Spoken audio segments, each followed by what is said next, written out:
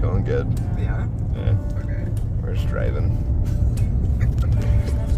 It's starting right now. Just move it slowly, like this. And just try and get in the landscape. You can get me in it if you want. You don't have to. But try and just I'm not moving this very slowly. just do your best.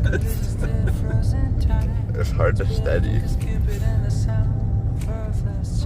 doesn't, but like kind of move it around. It doesn't have to just be. I can't move with the turns.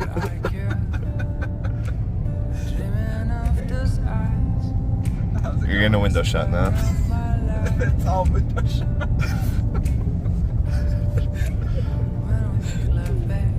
Oh, how much B-roll do you need? I'm not sure. I'll take him. Okay, so we're gonna do that one, right?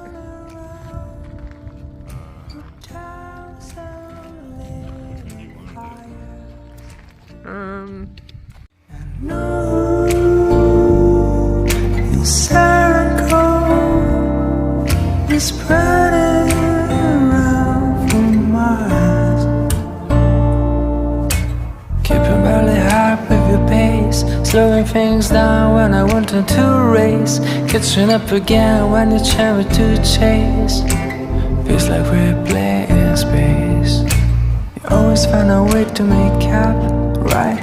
Even when we're such a fly, even when tensions run high, you gotta soften up your sleeves, girl. I'll never enough, babe. Dreaming of those eyes, best part of my life. Cause when we make love, babe, the world don't make a sound, the clock won't turn around. Ooh, you turn around, you turn some little fires, and no, your circle is spreading around for miles. Never enough, babe. You got never enough, babe. You got never enough, babe. You got never enough, babe. Hello, my friends. Welcome back to my channel. Welcome back to a vlog. We're gonna give this vlogging another try. I just wanted to say that I got so much really lovely feedback about the last vlog that I had posted that was basically just me rambling and talking about one book that, you know, I saw people say how much Candace said how much she had missed the B-roll and the song in the beginning. You're also gonna have to put up with these yahoos back here because they're both out right now. But it just made me feel so nice, I guess, to feel like you guys had missed the vlogs. And it was just the positive affirmation I guess I needed to continue to try and do them. So here we are. So today is the last day of summer break for my son. He starts school tomorrow. He starts high school. And it's so hard for me to believe that I have one child left in school, and I don't know. I know that parenthood isn't for everyone, but there is, why are you focusing over there? There's literally nothing that has brought me more joy than being a mother. It's wonderful. So now, like, here I am, like, at the end of, it wants to focus some reason on that shadow. And these dogs, they're being so loud. Anyway, being a mom is the best. Being a mom is the best part of my life, other than being a wife. And I feel very melancholy. Every time school starts, I feel a little bit melancholy that my best little buddies who've been hanging out with me all summer have to go back to school. You know, I've never been one of those moms. I've literally never been a mom who's like, bye, please go back to school. I don't want them to go back to school. I just want to be around them all the time. So Anyway, school starts tomorrow. High school for him. Brand new adventure. So today, he and I, my youngest, we went to... He's been wanting to go on this hike all summer, and for varying reasons, like, we just haven't been able to, so we went today, and it was super fun. It was a really beautiful hike. That's the B-roll that I've included, and yeah, so I have kind of been taking my time with books. I know I've said that a lot before in the past. I've been taking my time. I've been reading outside of romance. I have honestly felt very bored, maybe, with some, not all, some of the romance books that I've been coming across this year. Certainly not all. I've had a really good reading year. I've found some really wonderful new authors, and this is by no means at all a dig at romance. This is just me saying I finally feel like I've recognized that I've been spending way too much time reading romance. Just romance, you know? Not that there is a thing wrong with that at all, but for me personally, as someone who's always read broadly, who's read all kinds of genres, who's, you know, I enjoy picking apart books, and I enjoy looking at themes and looking for symbolism and looking at prose. Like, that's a major source of pleasure for me when it comes to reading, and that's a major reason why I read. And again, I'm certainly not saying this is all, and I'm not saying that at all, if this isn't how you read, that there's anything wrong with that. I'm just trying to talk about how I feel. And I think that every time I've had a reading slump for the last little while, probably since I started my channel, I haven't recognized that's what was missing, you know? And so I would continuously pick up books that I saw other people recommend, that they said were so great, that they couldn't put it down, and I found myself very bored. It just, I thought that was what I wanted, but it just wasn't. And I think this ties all back to, you know, I started this channel. I had a Bookstagram, a blog, and a Goodreads presence for years. Years and years and years, and I always read broadly there. I read I just read everything, you know, and it can be really hard in some ways to find a community when you read broadly, because it sort of feels like you don't really fit in with any one specific thing, you know. And so for a while I have kind of felt like an outsider. I've talked about it before in the book community, not with you guys watching my videos, but I guess among other bookish creators. Not that anyone has done anything specific to me. When I started this channel, I specifically started it, the first few videos I made, maybe for the first month or two, they weren't romance specific, and then I really got into the historical romance community, and loved that, and I still like historical romance. When I talk about not feeling satisfied with romance, I don't mean historical romance, because that has been very satisfying for me this year. I've also read some contemporaries that have been great, you know, but, so when I felt like I had kind of like found my community, the desire to branch out of that genre really wasn't there. And then when the desire was there to branch out, I sort of felt like, what's my community gonna think? You know, like, there does seem to be this consensus among some bookish creators that if you read outside of romance, you're not a real romance reader. And I just think that's, one, that's pretty silly, and two, I just sort of feel like, what? You know? So, I don't know, I have really taken a step back from making videos and content. Like, and I was kind of making content that I saw other people doing that I thought was doing well, like trope recommendations, and, you know, I just don't like to read like that. I don't read for trope, I read for a lot of other reasons. Any trope can work for me if the author can do it well. So I'm never gonna enjoy just a second chance romance unless it's done really well, in my opinion. So, I don't know. This is me rambling. I truly didn't mean to come on here and ramble so much. Well, Miss Wanda, come here. Do you want to show them? Come here. Can you come up here? Oh, thanks. Oh, no. She was going to come up here and then cause you. Oh, there she goes. See, look. My little shaggy baby, huh? This little girl. She's 1.5 years old, you guys. And she's still wild and crazy. She's a good girl. She's a sweet, good girl, honestly.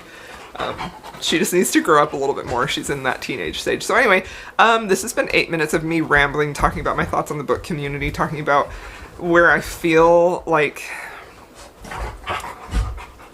I don't know that, like, I guess I don't feel like I fit in the current Bookish community, the current romance booktube community, and that's okay.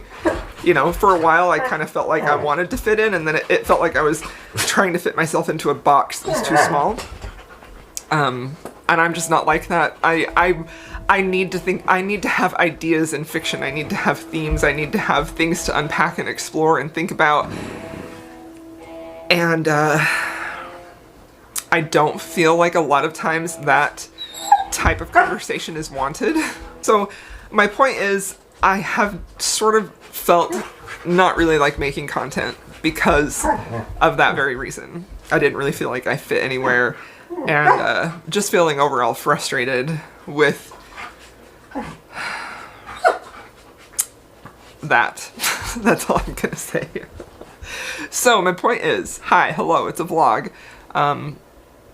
I kind of just wanted to sit and chat about a few things. I hope this vlog won't be super long because I'm actually going to be vlogging about 2 books that are rereads. So I thought that I would go ahead and reread 2 of my favorite books from last year because the sequel to Belladonna comes out on August 22nd, which is next Tuesday, and I have kind of forgotten everything about this book. I remember how I felt reading this, and I remember just overall feelings and just being wowed by this book. This is like a YA fantasy Death and the Maiden type of story, but I had forgotten so many little details that I don't even know what's coming up in the sequel, so I wanted to reread this.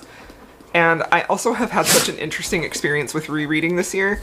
By and large, it's been very positive for me. The books I've reread this year have been just like, oh yes, I love this, I still love this, with the exception of one book, which was A House of Earth and Blood, which, wow, I was very aware of all of the flaws that I didn't notice or didn't catalog what they were at the time, even though I very much remember feeling a certain way about that book, and this time on reread I was like, oh wow. But I still enjoy that book. I don't hate it at all, but it definitely was the one reread for me, A House of Earth and Blood, where I felt disappointed, So I read this book last year when it came out, really, really loved it, thought it was fantastic. I want to reread it so I'm refreshed on the story and the characters and see if my feelings at all have changed, because I just remember being very impressed with this. Like, whew, one of those books that I'm like, that was a good one. That was clever. That was thoughtful. That was interesting. Great relationship, And the other book that I want to reread is actually the one I started first, and it is A Heart in the Highlands by Heidi Kimball. This was one of my favorite historical romances last year. It's a closed-door romance, and I just absolutely loved it. I felt like it reads so fresh and unique, and she really does such a good job of delving deep into the characters and their points of view and their motivations and the struggles that they have internally, so that when they get to a conflict or the conflict in the book, it really, like, you feel for both characters and you feel like you understand their point of view. And the hero has a great grovel in here, so I just loved this book so much.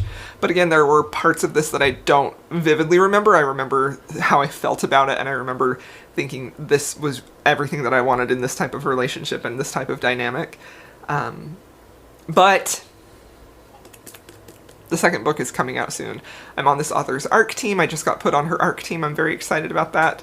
And I actually have the ARC for this book, but I want to reread this before I start that, so I'm remembering who the character is that's in book 2. So anyway, thank you so much for listening, and I just want to reemphasize that anything that I had said earlier was not meant at all towards any specific individual or any specific incident. It's just sort of this, these vlogs have always been a way for me to sort of process my feelings and to put them into words. So when I was talking about things, I don't mean at all to come across negative. I don't mean at all to cast judgment on you if you feel differently, or if you maybe didn't notice some things that I was talking about. Like, I don't mean that at all. I feel like that's something I'm going to disclaim in every single one of my videos until the end of time. It's just me thinking things through and talking about them with you. So I need to go make dinner.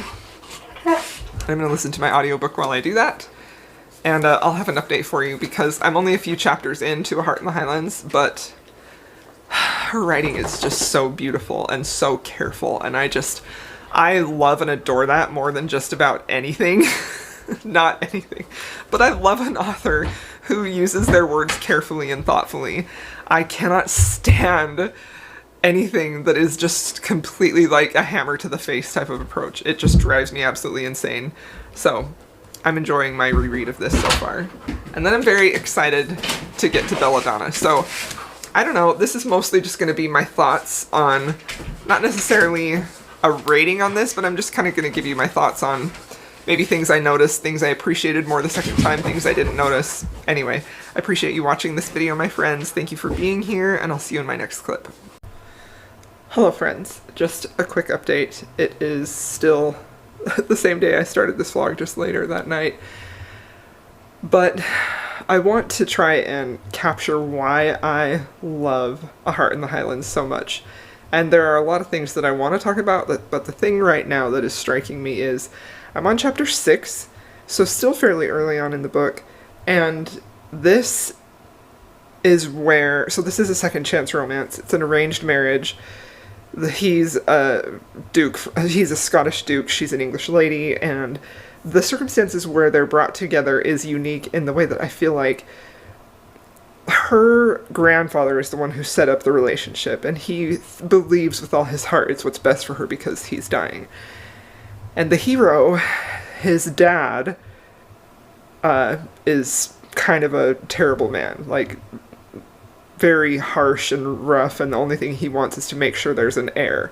So there's bad feelings between the hero, Callum, and his dad. So, but when the two of them meet, our couple meets, they're in this arranged marriage. Neither one of them really want to be there, but they both have this attitude of wanting to try and make the best of it. Like, they have this very tentative, innocent almost way, optimism of feeling like, you know, it's not like an over-the-top insane attraction. There's an attraction there.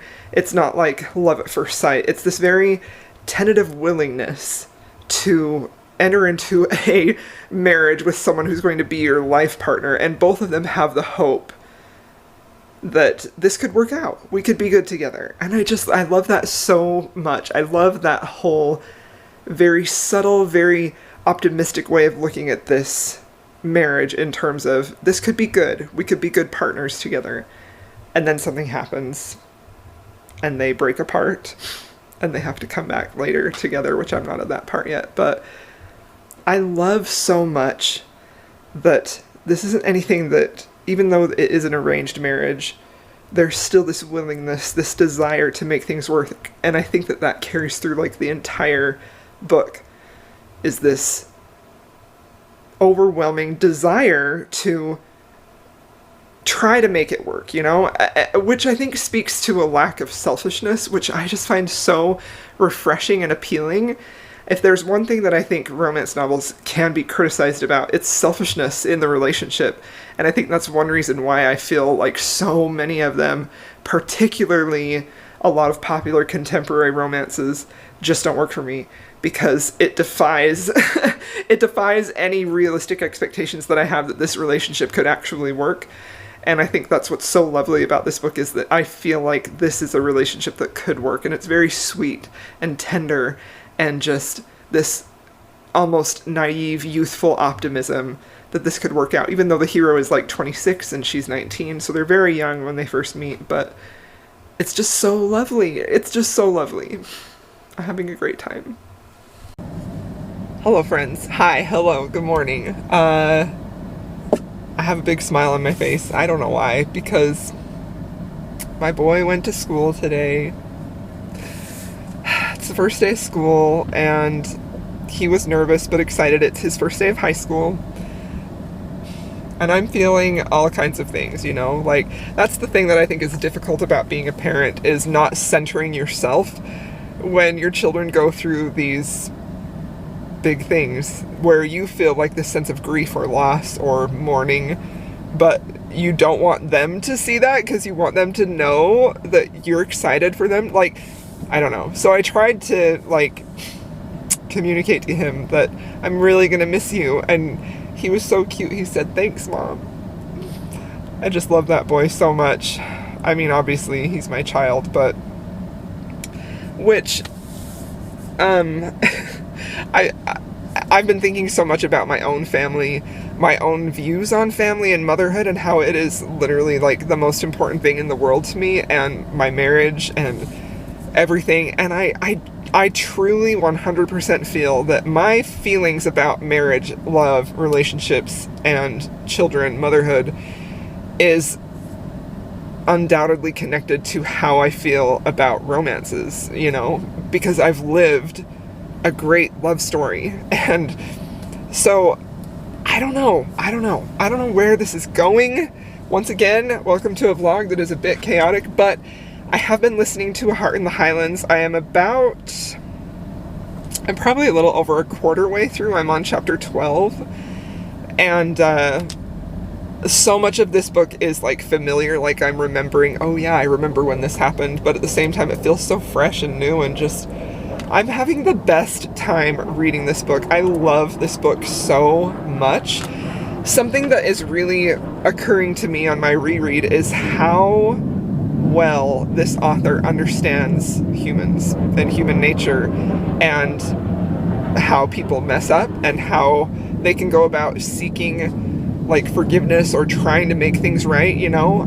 There's a line in here that I read, and I wish I had highlighted it, because it was basically something along the lines of, so the premise of the book is the arranged marriage. She's an English girl, he's a Scottish duke, his father's forcing him to marry her, and they have this arranged marriage. They have one night together, their wedding night, and they start to feel things for each other, and they feel like we could be happy together. This could be great. This could be everything we wanted. And it looks like what didn't seem like an ideal situation is actually going to be wonderful for them.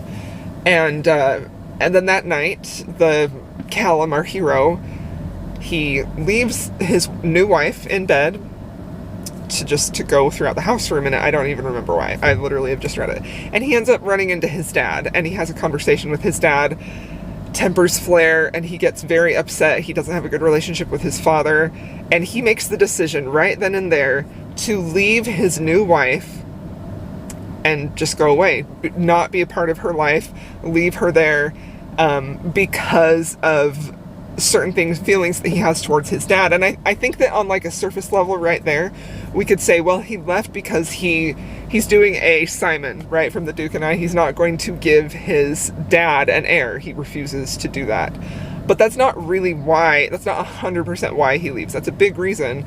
Later on, we sort of see Callum being very introspective about why he left, and a couple of things that stood out to me was that he left because he was afraid that he would turn out to be like his father and therefore hurt Kate, who he already has some tender feelings towards, and he doesn't want to hurt her.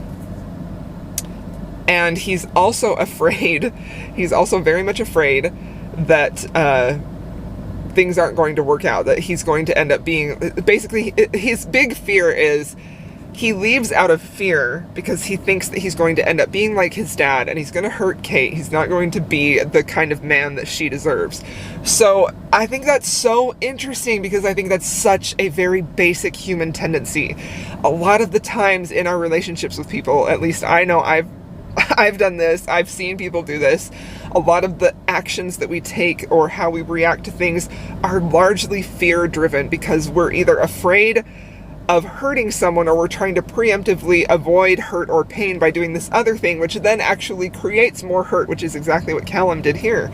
By him being afraid of hurting his wife and not wanting to hurt her, which, like, if you're thinking that seems really stupid, it does, but humans do stupid stuff like that, and the way that this author writes this feels so very logical and realistic, and you see and understand his point of view of why he would do that and why he thought that was the best option.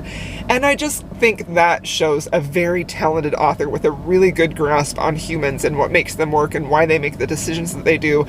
And it didn't feel frustrating to me, because I understood the point of view, and the whole point of this book is them working things out and getting back together, trying to make their marriage work. You know, it's a second chance romance. There's a secret baby trope in here if you like that. This is closed door, just so you're aware. That is not a problem for me at all. I think the emotions in here are very subtle but romantic and just beautiful. I just love it so much. I do think if you like Mary Bellog, I think you would like this author for sure. I think that she's a very sensitive writer and I just love it. But I love, love, love how Heidi, the author, takes very relatable human experiences and emotions and puts them in a book, and it doesn't feel contrived. It feels very real. It feels like you're with these people. It makes them feel like real characters, real people, where you can understand their motivations and why they do what they do, and you can root for them, and I just love it so much. So at the point where I'm at right now, Callum has decided to go back and try and make things work because of a letter he got from his father. And some friends that he was staying with, he let them know that they didn't know he was married and that he like left his wife. And the woman, the wife of his friend, she's like, "Are you serious? You left your wife?" And he's like, "Yeah, I think I might have really done a bad thing." Like, I'm oversimplifying it, right? And she's like, "Yeah, you think so?" So he goes back to try and see if there's some way that he can repair this rift. See if they can salvage this relationship. And that's the point where I think the woman says, the wife of his friend says, if it's worth fighting for, go and do everything you can to make it work. And Callum is like, you know, you're right, it is worth fighting for. So about 4 years has passed since he left his wife. The letter that he got was saying that his father had, I don't know if apoplectic or something like that. It's some health condition that made him basically disabled, and it's like, you know, time is drawing to a close. You may be the new Duke soon. So anyway, I just love it. It's full of very quiet, very tender, very emotional scenes that are very beautifully written and just tenderly executed and crafted, and I just adore it. I love it so much. And I think that in the current climate, not all, I know I'm generalizing, but I feel like most of the popular books that I see just take a sledgehammer approach, and I just find that so incredibly boring. Like, I immediately get checked out. I cannot suspend my disbelief. It's not entertaining. It's laughable.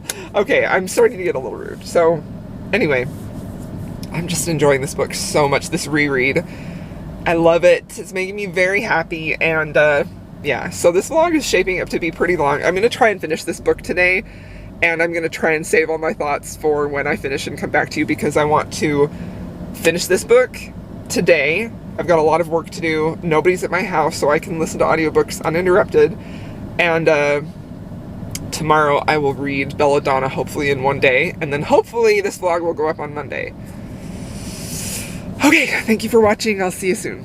Staring out the window on a cloudy morning, trying to lick our wounds while the tea is warming. Sometimes it's like a bird that's never shipped out. Sometimes you go around and I never run the rail. This week has been a mess, but I'm gonna tell you, we're a bit at work, gonna make it brand new. We're gonna put away for a comeback. We all in this on time, and I promise you that. I promise you that. I promise you that.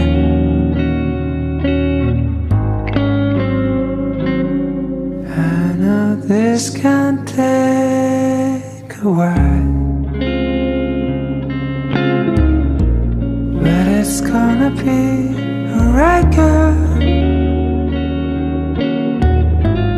And if it won't be today, I'm the shoulder you can cry on.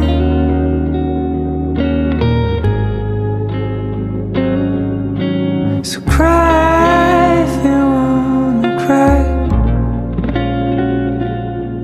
Small rainbows will fill your eyes. You cry if you wanna cry. And time will be on your side. Hello friends, good morning. Okay, it is Saturday and I I'm just getting ready for the day. My husband's outside mowing the lawn, so if you can hear that. And I've got you precariously set up on my with my camera on a stack of mass market paperbacks. And I can't see you because my glasses are off, but I'm just doing my morning skincare. I washed my face in the morning. Like, I don't know if anybody even cares about skincare, but I am 42 and I feel like I have pretty good skin. Maybe you feel differently, but my skincare routine in the morning is pretty basic. I wash my face to get my nighttime skincare off. And then I use, basically I only use vitamin C serum. I use a retinol under eye cream. And then I use sunscreen, and that's it. So, and then at night I obviously use a retinol. I have been using snail mucin for the last couple of months. And I am not, so this bottle is like half gone. I'm not 100% convinced that snail mucin is worth it for me. Like, I don't know. I feel like my biggest my biggest concern at this age is sun protection, continuous sun protection, and getting those active ingredients on my skin that are actually going to make a change in my skin texture. So like, at night I use a retinol, and then I use a moisturizer that has niacinamides and peptides in it. All of those things have been like proven to, I don't know why I'm talking to you about this, I'm sorry, but all those things have been proven to improve like collagen production in your skin, which is what you want because, you know, your body stops producing collagen at a certain age. Anyway, okay, so hi, hello. It's Saturday. I fully intended to finish this vlog yesterday, but my son called me on the first day of school to come and get him because he was sick, and so I did, and then I didn't get any real reading done, so I finally finished Heart in the Highlands. I finished that yesterday, and it was just such an absolute delight. Like, I just love that book so freaking much. I still love it. It's still a 5-star read. I think it is close to a 6-star, but maybe not. I mean, that's the thing, like, if I'm gonna rate a book 6-star, it's because it has that certain something about it that just really, like, gut punched me or gave me, like, a very vivid or almost like a visceral emotional reaction. And I don't really feel, I'm gonna be popping in and out of frame for a bit while I get my makeup set up, but I don't 100% feel like there was that about that book, but it is a very quiet story, so I feel like I can see how it's maybe not going to appeal to a lot of readers, and it's very different from a typical historical, but those are all the reasons that I personally just really, really love it. Oh, I forgot. I do use a primer. I just always forget to apply it before I put my foundation on. But I loved how, like,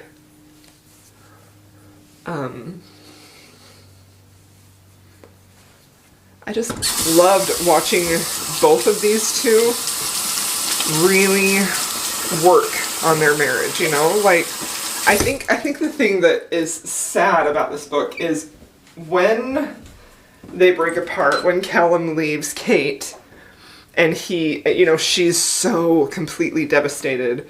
Like, her devastation is huge. She is experiencing a lot of what we would call betrayal trauma right now in today's world, because she had put her trust in this man who she thought, you know, things were going to work out and they were going to be happy, and then she thought they had this really great night together, and he ends up leaving the next day and she's just alone, you know? And that trauma from being, like, abandoned shows itself in a lot of different ways.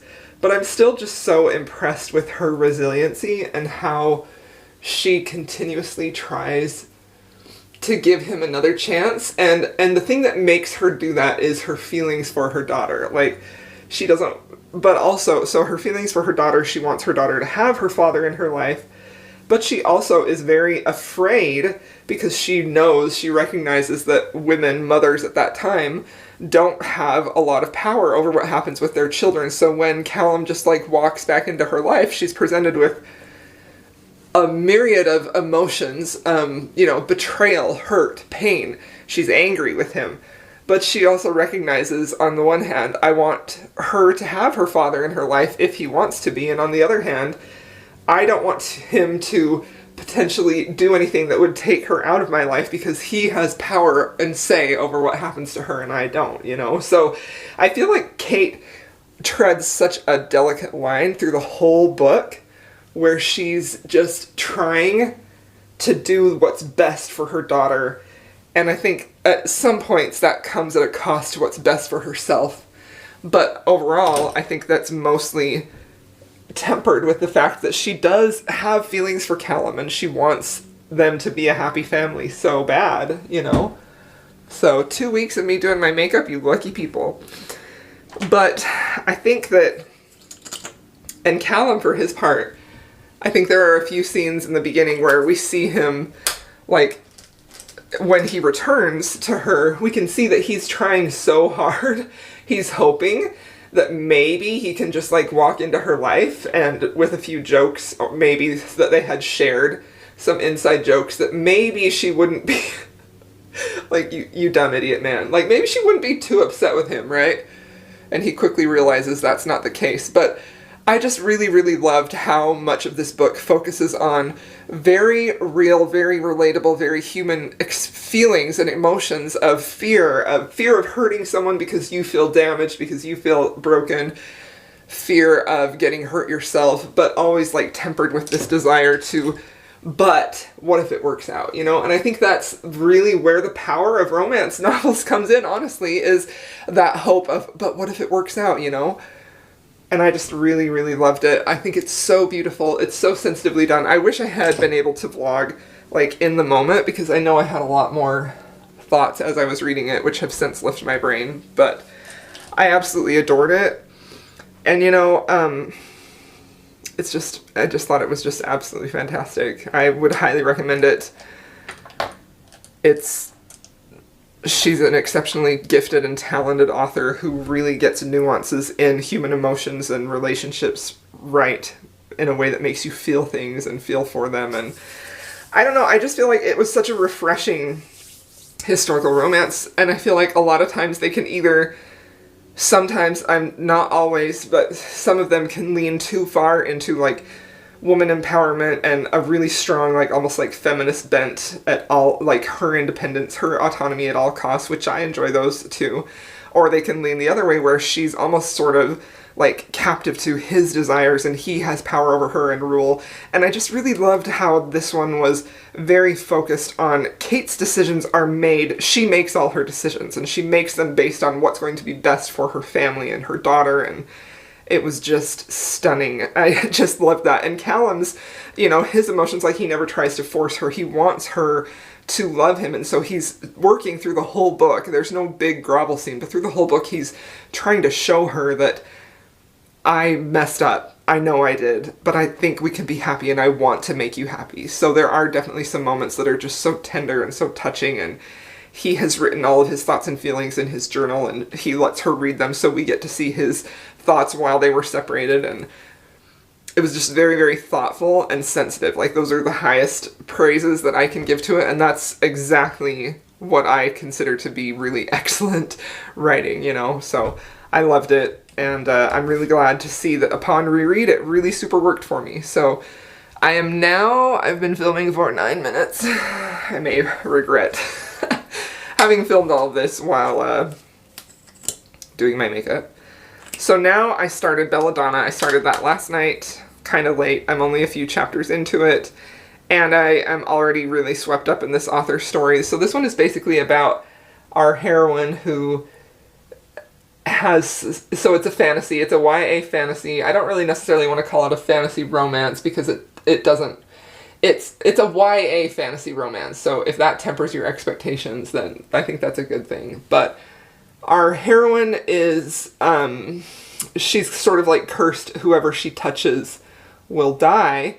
and she has a few like near-death experiences where death actually ends up meeting her and seeing her throughout her life, and I just really, really love their dynamic. I think that the opening scene in this book really does a good job of hooking you into the story, presenting the fantasy world in a way that is easy to understand and which really gets you invested in the characters, and I just really, really love it. And I think that in general, for the most part, YA fantasies are going to do a really good job of getting you hooked right away, because they know that younger readers, they're not going to tolerate a lot of that, you know? So, anyway, loving it so far.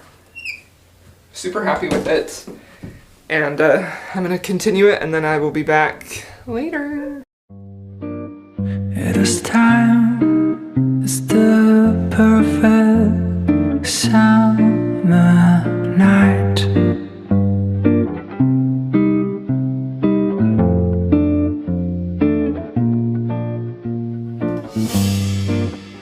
Those three words are spelled out in your eyes.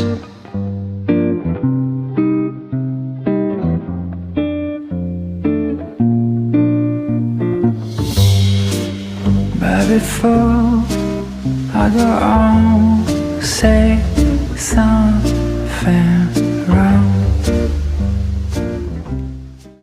Hello friends, welcome back to this last vlog clip.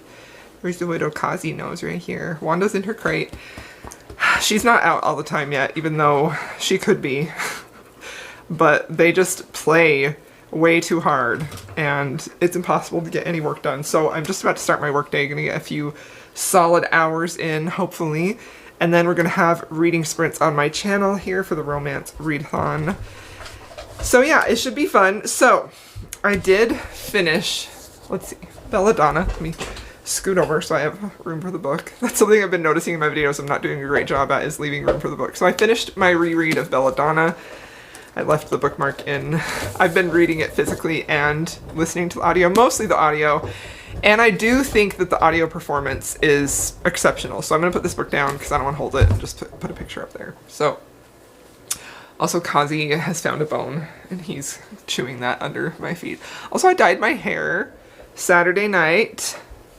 I think it was, did I talk to you guys Saturday? Oh, I talked to you Saturday morning last. Anyway, so upon reread of Belladonna, I still really enjoy it, but I'm not quite as wowed as I was the first time. I think that reading it, I think that is probably because most of the YA books that I've reread this year were like heavy hitters, like Laini Taylor. Laini Taylor is an absolute stunning writer. I think that her writing appeals to any age. She's able to capture so many feelings of youth while at the same time making them feel very within reach for adults, and just her writing is beautiful, her concepts are beautiful. Anyway, I don't need to wax poetic about Laini Taylor, I've done it a lot before, but Laini Taylor is fantastic, and her books, like rereading all of her books, just sort of made me miss that type of YA, but really it made me realize, like, I just want Laini Taylor to write more books because she's just so good. There's nobody like her. And so comparing, like, I feel like comparing Laini Taylor's books to any other YA books is just, like, not gonna do it, you know? I did read a YA recently, the Stephanie Garber, Once Upon a Broken Heart, I think, and I liked that. It was fun. It was a solid 3-star read. It did definitely feel a little young for me, and that's not why I gave it a 3-star, because, like, I'm so adamant as a mother, specifically I'm adamant about this because I'm a mom and I want my kids to have books, have access to books, and access to, not just access, but books that appeal to teenage boys are very limited. And so I feel like anytime I'm reading a YA book, I have boys, by the way, if you didn't know, anytime I'm reading a YA book, I'm never going to dock points on that if it feels young, because that's its purpose. It should reach those young adults. That's their target audience. I'm not their target audience. I find that I can enjoy stories written for any age if they appeal to me specifically. So anyway, once again, I've given you a very chaotic vlog. So upon reread of Belladonna, I still feel like this is such an excellent concept. And as far as like Death and the Maiden retellings go, or Death and the Maiden versions, I think this is definitely one of the best, if not the best, that I've read. I think most of the time when there are very, very few specific Death and the Maiden retellings. Like, as far as I am aware, and I'm certainly haven't read everything, the only two that are very specifically Death, as in like the Grim Reaper and the Maiden, the only ones that I even know of are Belladonna and Keturah and Lord Death, which is also a YA book. This one won the National Book Award. I read this many years ago. It's so absolutely stunning. Like, this author is just Martine, I'm not sure if that's how you say her name, Martine Levitt. This is an amazing book. I love this book so much, and it is a fantastic Death and the Maiden retelling. But again, this is a YA book, but I really feel like there are so many beautiful stories being told, or that have been told in the past in YA.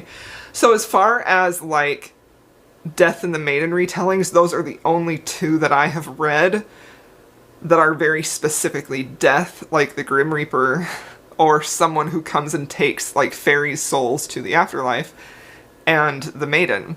A very common reiteration of this is obviously Hades and Persephone, and I've read a lot of those, and the only one of those that I really enjoy is Lore Olympus, the webtoon comic, but that one still doesn't quite capture what I want, or what I'm expecting in a Death and the Maiden. That's a great Hades and Persephone, and it's a really fun, romantic, swoony book. Like, I just love that whole webtoon comic. I don't even know where my editions are. I have them physically.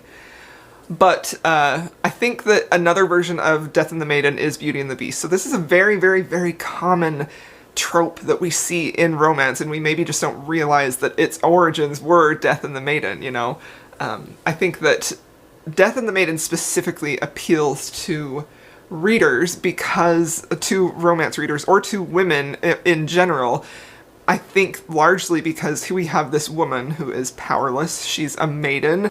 She maybe is like in some danger, or she's facing some danger or something, and there's this appeal of Death as a romantic hero because he's the ultimate protector, right? He's the ultimate hero if she can tame the beast, who is soft only for her, because he offers her the ultimate protection from other men, which I think is just such an interesting concept, and I love that so much. And a lot of times it can be twisted, where it takes a while for her to sort of tame the beast to win him over. Another book that is an absolute favorite sort of spin on this is Deathless by Catherine M. Valente. This one is very dark and twisted and weird, but it's stunning, and everything that it has to say about relationships, toxic relationships, and this whole dynamic of a very dark hero, he's not actually a hero, and the woman who sort of ends up like stuck with him, like that's a version that doesn't romanticize Death and the Maiden at all, like, but it's still fascinating and just amazing. But so Belladonna works exceptionally well as a Death and the Maiden retelling, I think. I think it's really awesome how it's told.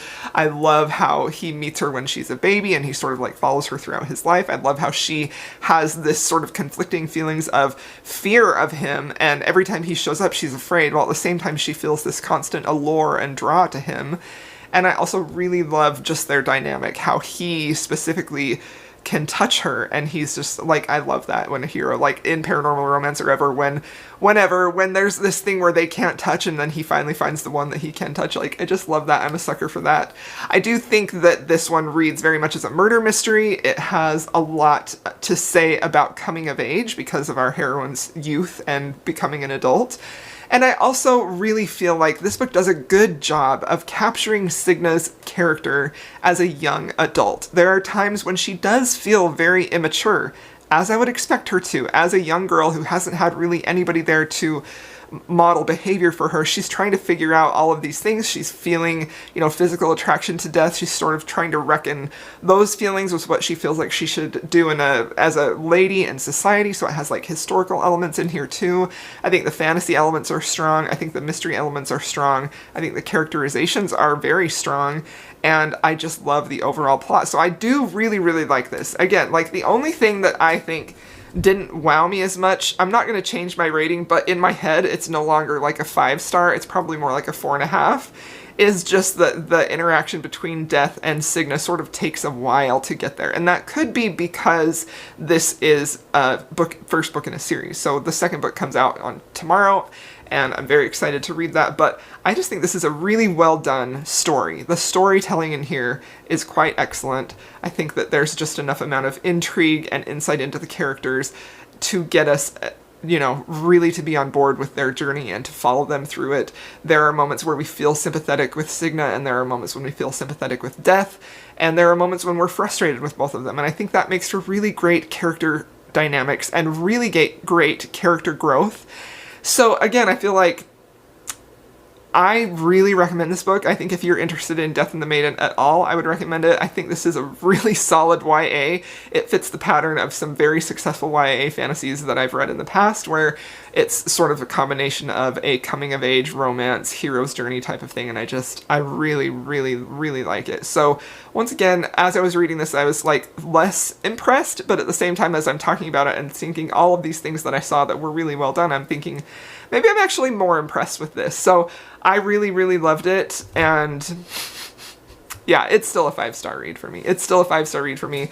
But again, a large portion of that is my particular fondness for Death and the Maiden retellings and the very real lack of them that don't feel either just like erotica, which leaves all character development off of the table and is just supposed to be titillating because it's Death and a maiden, you know, which I can understand how that would be appealing to people, but that's certainly not what I'm looking for. Like, I want a really solid story with excellent character development, and that really, like, that component of this dynamic of a very mysterious, all-powerful being who's not human, but maybe he once was, and a human girl who he sort of just, like, can't stop thinking about. Like, it gives a little bit of, like, those Twilight vibes, which I loved Twilight. I still love Twilight. I know the problems with it, and I will always love that book. But anyway, like, the way that romance readers love, like, vampire books for that reason, where we have an immortal, not human being who's really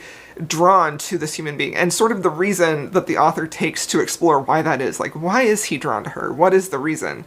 You know, I just find that really fascinating and just really fun, and I just enjoyed it a lot. So yeah, those are the books that I read this week. I only read 2. This vlog did take me almost a full week to read.